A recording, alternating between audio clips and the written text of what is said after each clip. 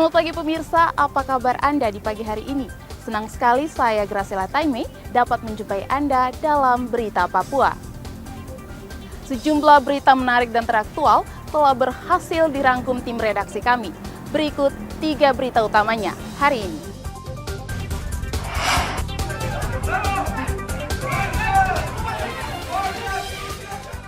Dipicu masalah denda adat perselingkuhan, 2 kelompok warga di Nawaripi, Kabupaten Mimika, bentrok. 15 nelayan asal Merauke dideportasi dari Australia.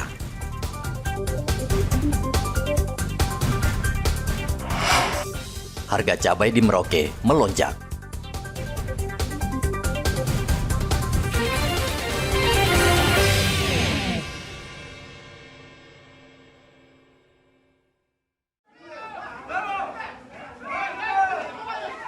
Dipicu masalah perselingkuhan, 2 kelompok warga di Kampung Nawaripi, Kabupaten Mimika, Papua Tengah bentrok. 2 kubu menggunakan batu dan kayu saat bentrok. Polisi yang datang mencoba menenangkan kedua masa. Setelah di sana memang sempat kami melihat 2 kelompok masyarakat. 2 kelompok masyarakat ini saling baku-lempar batu. Hanya kami lerai, setelah kami lerai, kita mencari tahu permasalahannya. Ternyata sekitar beberapa tahun yang lalu ada perselingkuhan antara inisial NY dengan DK. Nah, ini mereka secara adat dari suku tersebut, mereka sudah duduk. Setelah duduk ternyata kesepakatan mereka itu tidak tercapai. Nah, yang awalnya mereka meminta denda kedua belah pihak, dari satu pihak yang diduga pihak pelaku, tidak tersepakati di situ. Nah, setelah kita dudukin, akhirnya terjadi mediasi dari kelompok satu dengan kelompok satunya juga kita dudukan. Hanya sepakatlah kemudian mereka membayar denda 1 ekor babi dengan uang juta kemarin.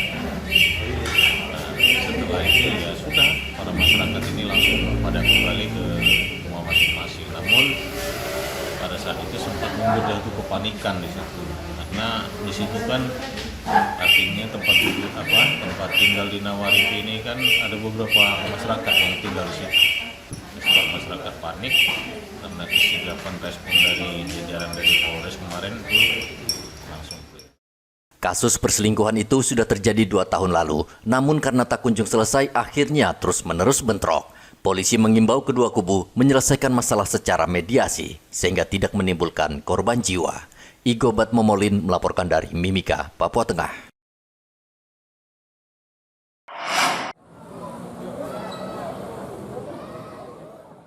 "15 nelayan asal Merauke, Papua Selatan yang tertangkap di Australia pada pertengahan Juni 2024 lalu akhirnya pulang kembali ke tanah air. Pemerintah Australia mendeportasi mereka karena memasuki wilayah perairan Australia pada pertengahan Juni 2024 lalu.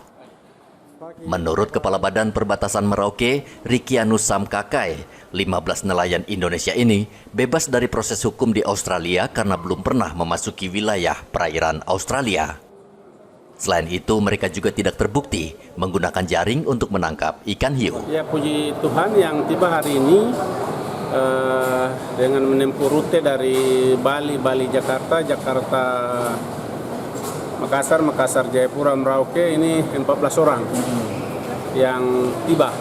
Sedangkan 1 atas nama Janen masih menjalani pengobatan di Darwin, Australia karena sakit. Semua kondisi sehat? Puji Tuhan saat ini semua 14 nelayan dalam keadaan sehat dan baik selama di penampungan di Bali maupun dalam perjalanan semua dalam kondisi sehat dan baik. Untuk kapal mereka semua Pak dimusnahkan ya? Ya seperti biasa kalau tertangkap di Australia atau PNG, kapal ini dimusnahkan, apa itu dengan cara ditenggelamkan atau dibakar, tapi sudah dimusnahkan sesuai dengan surat resmi yang kami terima. Sebelumnya pada tanggal 17 Juni lalu, 4 kapal nelayan asal Merauke tertangkap karena memasuki wilayah perairan Australia. 1 kapal dilepas dan kembali ke Indonesia. Sementara 3 kapal nelayan lainnya dimusnahkan pemerintah Australia. Muhammad Ridwan melaporkan dari Merauke, Papua Selatan.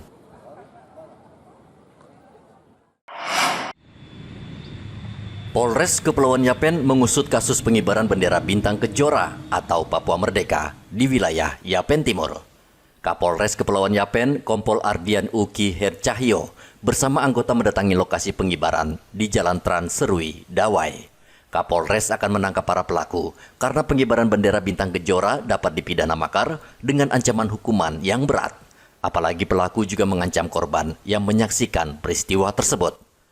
Memang terjadi peristiwa tersebut, kemudian kami menentukan langkah-langkah bahwa hal tersebut merupakan dapat diduga tindak pidana makar. Kemudian sebelum itu juga terhadap orang tak dikenal yang memasang bendera Bintang Kejora tersebut melakukan pengancaman terhadap saksi korban. Setelah didapat informasi cukup, kami menentukan langkah lanjut dengan membuat laporan polisi. Kemudian kami menyusun tim dan bergerak ke TKP. Di TKP kami melakukan olah TKP, kemudian mengumpulkan saksi-saksi untuk dimintai keterangan. Saat ini kami sedang melakukan pengejaran terhadap kelompok yang diduga memasang Bintang Kejora tersebut dan melakukan pengancaman, yaitu dari kelompok Cengkeh Marani. Saat ini, polisi tengah mengumpulkan bukti dan keterangan saksi untuk mengejar para pelaku. Eman melaporkan dari Kepulauan Yapen, Papua.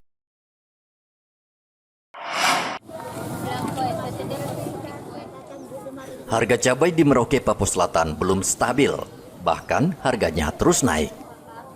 Saat ini seluruh jenis cabai di Pasar Rawamanggu Merauke terpantau naik. Khusus jenis cabai kecil dalam satu hari harganya naik dari Rp100.000 menjadi Rp120.000 per kilogram. Harga ini juga sama dengan cabai besar. Sedangkan cabai keriting naik dari Rp90.000 menjadi Rp100.000 per kilogram. Menurut pedagang, kenaikan harga cabai ini disebabkan pasokan cabai dari petani berkurang akibat musim kemarau. Di Merauke ada beberapa sentra cabai yang kerap memasok cabai ke pasaran, seperti di distrik Semangga, distrik Tanah Miring, dan distrik Kurik, Merauke. Lombok itu sekarang dijual berapa itu? 120 lombok kecil. Dari harga berapa tadinya itu? Dari harga 100. 100 ya. Nah kalau lombok besar? Sama itu, dari harga 80 malah, 90 terus naik 100. Kalau keritingnya sama juga? Keriting sama. Sama juga. Itu kenapa bisa naik begitu Pak? Itu pasokannya kurang. Kurang ya? Kurang. Memang sudah mulai berkurang Pak ya? Mulai berkurang berapa? Harga lombok itu kira-kira bakal naik lagi Pak?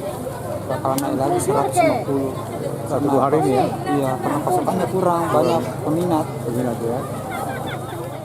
Pedagang tidak bisa memastikan harga cabai akan turun, bahkan mereka memperkirakan harga saat ini masih bisa naik lagi karena pasokan dari sentra cabai dengan permintaan masyarakat tidak sebanding. Muhammad Ridwan melaporkan dari Merauke, Papua Selatan.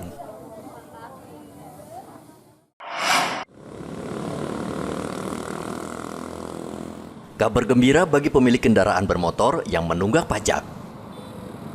Kantor Samsat Merauke akan menghapus denda pajak kendaraan bermotor mulai tanggal 25 Juli hingga 25 Oktober 2024. Penghapusan denda pajak ini untuk memaksimalkan penerimaan pajak daerah dan mencegah tingginya angka tunggakan pajak kendaraan bermotor. Kepala Samsat Merauke, Kaya Fasim Bilap, meminta masyarakat memanfaatkan kesempatan ini untuk segera membayar pajak kendaraan bermotor yang tertunggak. Ya, penghapusan denda pajak ini waktu pelaksanaannya akan dilaksanakan tanggal 25 Juli sampai dengan 25 Oktober 2024. Pelaksanaan itu serentak dilakukan di Samsat Merauke, Samsat Bovendikbud, dan Samsat Baru. Itu berlaku untuk semua jenis kendaraan, baik roda 2, roda 4, dan roda 6 ke atas. Jadi penghapusan ini mulai dari berapa tahun punya keseluruhan? Keseluruhan yang sudah nunggak 5 tahun kah, lebih dari 5 tahun kah, atau nunggak misalnya nunggak bulan ya, nunggak bulan misalnya 2024, nunggak bulan semua berlaku. Penghapusan denda pajak ini berlaku untuk semua jenis kendaraan, baik sepeda motor, mobil, dan kendaraan roda 6. Saat ini, tunggakan pajak kendaraan bermotor di Samsat Merauke masih terbilang cukup tinggi. mencapai sekitar 137 miliar rupiah tahun ini. Masyarakat diminta untuk aktif membayar pajak kendaraan karena uang pajak akan digunakan juga untuk membiayai pembangunan. Muhammad Ridwan melaporkan dari Merauke, Papua Selatan.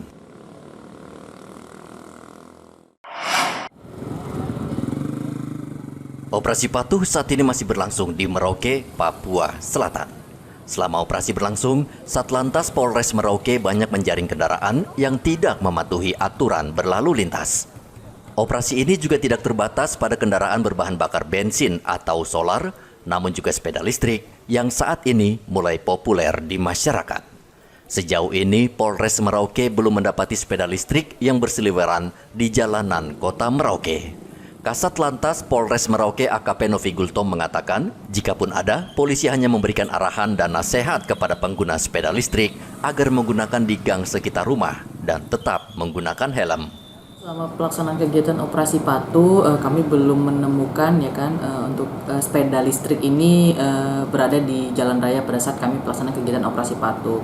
Tetapi mungkin di waktu-waktu tertentu memang sudah cukup banyak ya masyarakat Merauke ini yang menggunakan sepeda listrik. Ketika kita temukan di jalan raya pada saat tidak kita melaksanakan kegiatan operasi ataupun razia, tetap kita himbau kalau seandainya menggunakan sepeda listrik ini tetap harus mematuhi juga. Mungkin dia tetap menggunakan helm, terus batas kecepatan yang digunakan juga karena memang tidak boleh dia memang di jalan raya. Tetap kami menghimbau agar tidak ke jalan raya, mungkin bisa dipergunakan di gang-gang kecil ataupun jalan-jalan kecil. Jadi kami himbau juga kepada orang tua jangan asal memberikan sepeda listrik itu kepada anak dan membiarkan anak itu berseliweran di jalan raya. Kalau hanya memang digunakan untuk seperti gang ataupun jalan-jalan kecil, ya itu memang diperbolehkan. Untuk umur ya belum ada aturannya ya Pak ya, belum ada aturannya karena ini kan sepeda bukan kendaraan bermotor. Kalau motor listrik kan memang sudah ada karena memang dia kan batas kecepatannya sudah beda dengan sepeda. Kalau untuk sepeda kan memang tidak ada batasan umur menggunakan sepeda itu umur berapa. Cuman memang sekarang ini kan sepeda sudah dirubah menjadi seperti mirip kendaraan bermotor. Jadi memang sekarang anak-anak kecil juga sudah bisa menggunakan sepeda itu karena memang sangat gampang dan mudah gitu. Makanya kami himbau juga kepada masyarakat Kabupaten Merauke memang seharusnya khususnya masih anak-anak yang mungkin tingkatan SD, SMP, SMA yang memang belum mampu berkendara kendaraan bermotor di jalan raya walaupun itu menggunakan sepeda, jangan. Polisi juga mengimbau orang tua tidak mengizinkan anak menggunakan sepeda listrik di jalan raya karena kendaraan ini belum ada aturan atau regulasi. Muhammad Ridwan melaporkan dari Merauke, Papua Selatan. Bawaslu Kabupaten Mimika terus melakukan sosialisasi kepada organisasi masyarakat dan media massa. Sosialisasi itu dilakukan agar organisasi masyarakat dan media memahami betul peran sehingga bisa mengawasi pelaksanaan Pilkada Serentak 2024. Ketua Bawaslu Mimika Frans Wetipo mengatakan media memiliki peran yang sangat penting dalam menyukseskan pelaksanaan pemilu. Karena informasi ini sangat penting kepada masyarakat umum, supaya masyarakat juga mengetahui semua tahapan yang sedang berjalan di khusus untuk pilkada di tahun 2024. Mari kami Bawaslu ini lakukan kegiatan, tapi masyarakat lain yang tidak tahu. Karena melalui media pasti mereka tahu. Dan kegiatan hari ini juga pasti teman-teman yang liput sebentar, pasti masyarakat luas akan mengetahui berarti Bawaslu ada kegiatan hari ini dengan media yang ada di Kabupaten Mimika. Dan sekarang di era digitalisasi dan informasi terbuka, jadi saya harap teman-teman media kita kerjasama baik untuk menjaga kedamaian kenyamanan di Kabupaten yang kami cintai ini. Saat ini KPU dan Bawaslu sedang melakukan pencocokan data pemilih dan selanjutnya akan membuka pendaftaran bakal calon pada 26 Agustus mendatang. Igobat Momolin melaporkan dari Mimika, Papua Tengah.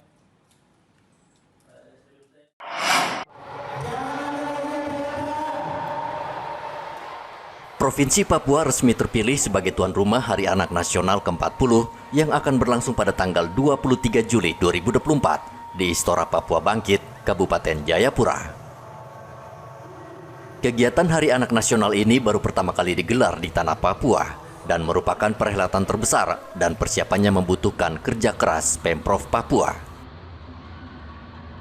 Pemerintah Provinsi Papua menggelar rapat terakhir untuk membahas persiapan acara. Rapat dipimpin Menteri Investasi, Kepala Badan Koordinasi Penanaman Modal, Bahlil Lahadalia, bersama Ketua Panitia Hari Anak Nasional, Tri Tito Karnavian. Penjabat Wali Kota Jayapura, Christian Sohilait, memastikan Provinsi Papua sudah menyiapkan 2.000 pelajar anak asli Papua untuk memeriahkan acara ini. Untuk menyiapkan siswa, itu 3.000 di dalam, 3.000 di atas. 1.000 yang lain itu kan tamu undangan. Tetapi karena ada juga prosesi presiden masuk di luar dan harus dijemput, kita juga siapkan 1.000 anak untuk menjemput dari pintu masuk itu sampai di pintu utama gedung. Begitu. Tapi ini kan orang tuanya antar, kemudian orang tua itu bahwa dia punya adik, bahwa dia punya. Nah, karena itu kita harapkan teman-teman Pas Pampres bisa ngatur itu sehingga ini memang betul-betul pesta anak-anak di Papua. Mereka ya ada kelonggaran lah untuk mereka yang di luar supaya mereka bisa antusias. Nah, kawan-kawan IO sudah menyiapkan tempat sehingga tadi saya baru koordinasi, ada tenda di luar, kemudian ada videotron dan itu pasti sangat membantu. Begitu sangat membantu untuk anak-anak bisa melihat acara yang sedang berlangsung di luar, tapi ketika mereka keluar, presiden keluar, mereka juga bisa interaksi sebelum naik mobil. Intinya bahwa memang hampir semua yang dipercayakan kepada kami kita sudah siapkan secara baik. Mulai dari anak-anak yang berkebutuhan khusus, ukulele, kemudian musik suleng tambur, gasing, matematika gasing, kemudian tari kolosal, fashion show, anak-anak yang mau terima bunga itu kami sudah geladi berulang-ulang, termasuk doa. Doa pun diberikan kepercayaan kepada kami. Ada 5 anak yang kita siapkan dari 5 agama yang berbeda, lalu 1 orang akan mewakili untuk berdoa. Nah, doanya kita sudah siapkan, kita kasih untuk Pas Pampres. Ini pesta kita, jadi Presiden mau semua yang beliau lihat adalah anak-anak. Dan ini kita harus buktikan terjadi di Papua. Ketua Panitia Hari Anak Nasional Tri Tito Karnavian memuji kerja pemerintah Provinsi Papua dan pemerintah kabupaten kota yang sudah bekerja keras mempersiapkan acara.